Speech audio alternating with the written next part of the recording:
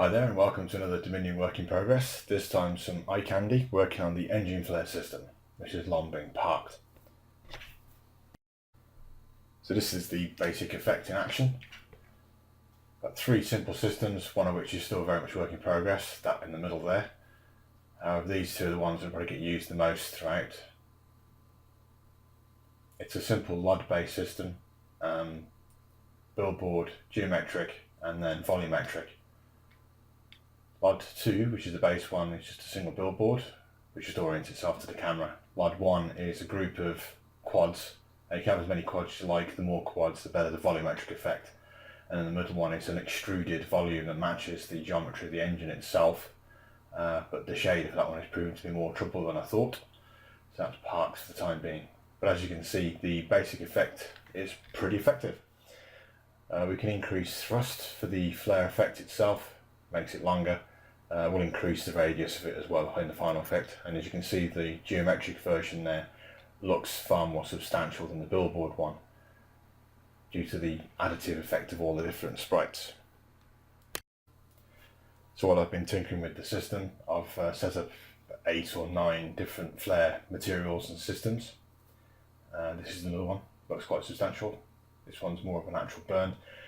All of the engine flares will be based on the technology being used for the drive system and the race and civilization, and when you can get to mod this, you'll have full access to be able to tweak them and produce your own effects effectively. Setting up different sprites, materials, effects, and even combining multiple layers, which one of the effects at the end will show.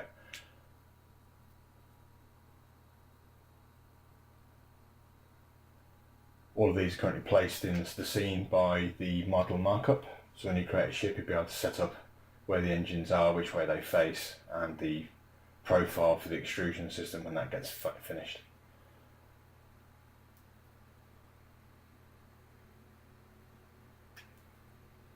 So at the moment these look pretty, but they're fairly static and boring.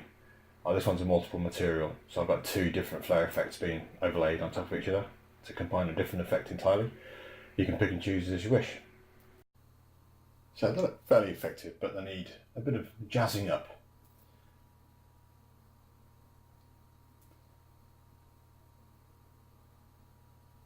So here we now start adding some noise to the effect, and we suddenly get a completely different kettle of fish. So this is just an animated noise system, so it just looks up in a noise table and distorts the pixel it's looking up for the actual texture that's used to produce the flare itself. And we can do a lot of tweaking to this, changing the scaling, the offset and the speed of the animation, so we can get completely different visuals for flares across the board.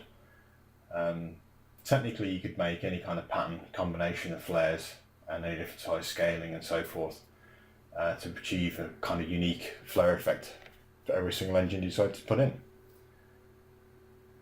This means no matter how close you get to the flare now, it will look actually fairly detailed and highly animated. And of course this applies to all of the flare effects now, so it's just a basic configuration. And as we see, each texture, each engine has different requirements. It looks different with the different scaling, noise parameters we can tweak.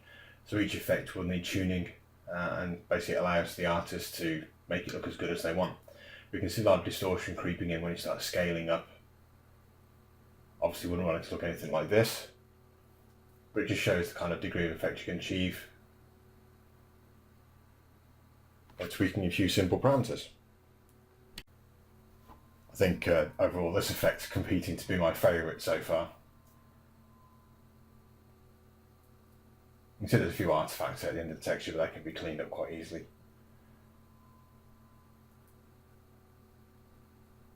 It's beginning to look more like a natural flame system.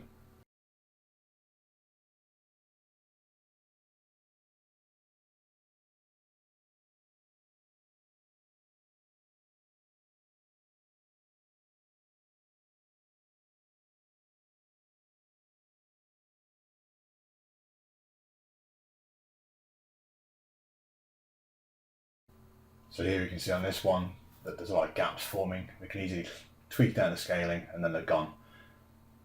Once you put texture clamping in though, you'll be able to have that degree of scaling and still have no artifacts and issues there. This one is a particularly effective flare, I think, actually. Actually, I've changed my mind. I think this one's overall the best now.